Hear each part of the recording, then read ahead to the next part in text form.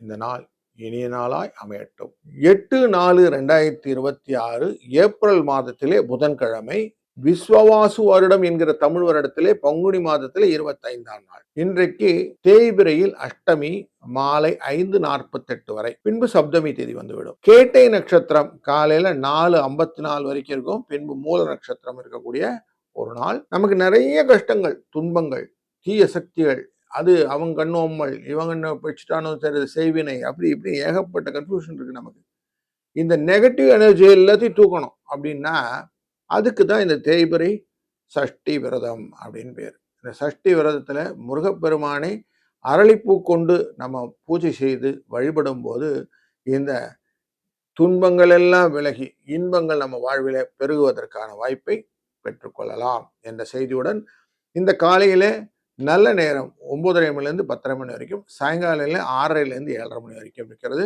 ராகு காலம் 12லிருந்து 1:30 மணி, யமகண்டம் 7:30-9, குளிகை நேரம் 10:30-12. வாரசூலம் வடக்கு, பால் பரிகாரம். மீன லக்னத்திலே சூரியன் இருக்கிறார். 51 வினாடிகள் இருப்பார். 6:07 சூரியன் உதித்துவிடும். இன்றைக்கு இந்த மூல நட்சத்திரத்துக்கு வருவதனாலே சந்திராஷ்டமும் ரோகிணி நட்சத்திரத்துக்கு உண்டு. சனி, சூரியன், செவ்வாய், புதன் இவர்கள் அனைவரும் சேர்ந்து மீன ராசியிலும், சுக்கிரன் மேஷ ராசியிலும், குரு மிதுன ராசியிலும், கேது சிம்ம ராசியிலும், ராகு தனித்து கும்பராசியிலும் இருக்க இந்த நாள் துவங்குகிறது. மூல நட்சத்திரம் என்கிறனாலே தனுசு ராசிக்குள்ளர சந்திரனுடைய பயணம். இன்றைய நாளிலுடைய வரியன் என்கிற நாமயோகமும் வணிஜ என்கிற கரணமும் மிக முக்கியமானது.